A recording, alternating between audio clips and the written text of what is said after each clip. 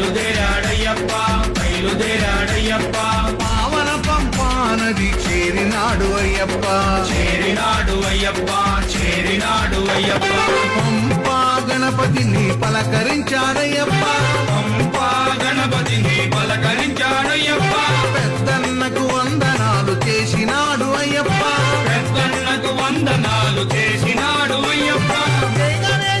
గణేశ అన్నాడు అయ్యప్ప అక్కడ ఉన్నాడయ్యప్ప ఇక్కడ ఉన్నాడయ్యప్ప ఎక్కడ ఉన్నా మన కోసం ఇక్కడికొస్తాడయ్యప్ప ఎక్కడ ఉన్నా మన కోసం ఇక్కడికొస్తాడయ్యప్ప